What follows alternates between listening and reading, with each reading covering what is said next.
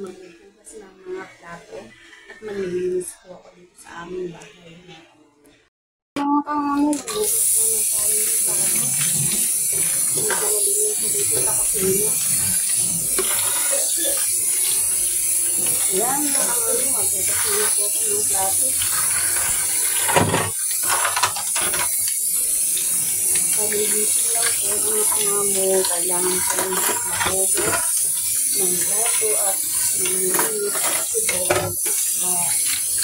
bago pumasok sa trabaho, kailangan maglinis na ako dito.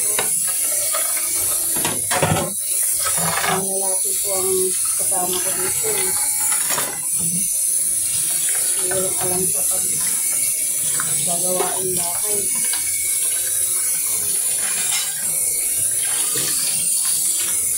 Yan mga kamami. Tapos na ko yung paghuhugas ko ng plato. Mamo ngayon sa kalan. Dumi naman ang kalan. Alam mo naman ang kalan namin, hindi naman original po. Mumurahin lang ang kinakalawang. Pero medyo matagal na rin itong aming kalan. And kailangan mong linisin. Ano siya mga kamamo nito? Pag linisin mo ng malamig mo, crack. Yan. Kailangan linisin mo ng may sabon.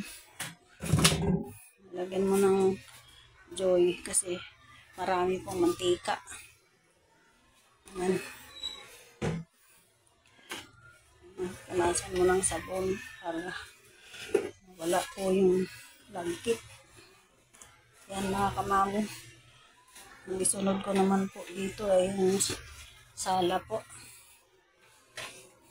Yan mga kamamo ay ako na may magpupunas dito sa tiles dito sa sa aming lagayan ng patungan ng mga plato. Yan. Ito yung lagayan ko ng plato, yung bagong uso ngayon. Hindi ko po talaga pinapagalaw dito ang mga laman sa loob kasi ito po yung mga plato namin. Yan. Ang mga plato namin dito mabilis lang mawala at mga kapitbahay. Kaya ito talagang sinara ko. Ganun ako kasinop sa gamit mga kamami. Yan. Yan mga gamit ko dyan sa taas. Talagang lagayan sa taas, nakatali pa yan. Yan mga kamamo. Tapos ito mga kamamo, yung mga gamit ko dito. Madami din akong gamit dito. Kaya kailangan ko din itong isara. Yan. Mga masinop talaga ako sa gamit mga kamamo. Kaya kailangan kong itago kasi laging nawawala po eh.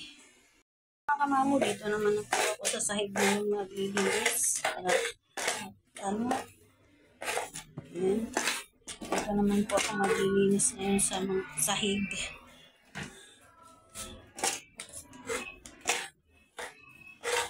Yan, dito mga kamamo sa salas namin. Ayan, dito ako maglilinis naman ngayon mga kamamo. Hindi yung map lang kasi lagi ko po itong nililinis araw-araw. Mga kamamo. Yan.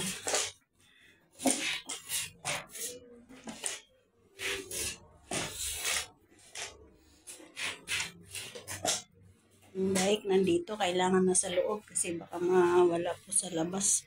May nawawalan na po ng bike dyan sa labas. Ayan. Ay nawawalan ng bike dun sa bandaron. Kaya kailangan itaas. Ay kailangan ipasok sa loob. I mean, sa mga kamamo ngayon. Tapos na ako maglinis dito. Yan mga kamamo. So mga kamamo, kailangan ko pong punasan ng bilog ngayon at katapos ko lang pong mag-mop.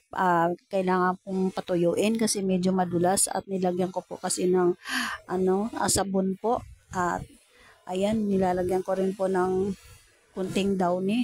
Ayan mga kamamo, kailangan ko pong patuyuin kasi para safe po ang hindi po may madulas dito po at sobrang dulas po ng tiles yan mga kamamo. Kailangan po siyang matuyo kasi po tag-ulan din po ngayon at para po ang chinilas ilagay lang po sa labas. Ayan mga kamamo. Kamamo, natapos na po ako maglinis hanggang doon. Ayan mga kamamo, ang gagawin ko po, ini-spray ko po.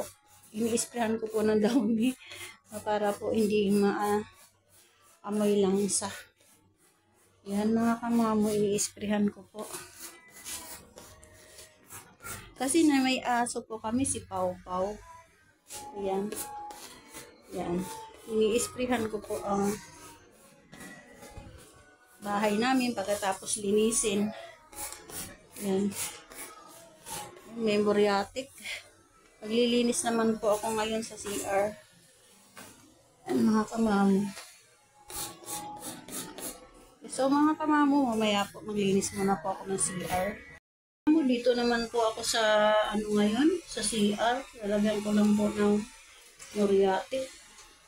Tapos muriatic, matapang.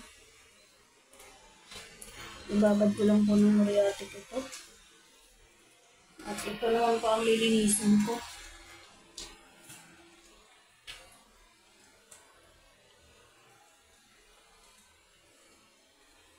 Ayan mga kamamo. Isusunod ko po yung paglinis. At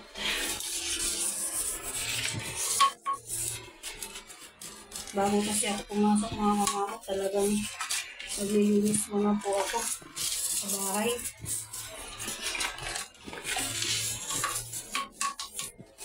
Mga kamamo, kumuti na siya.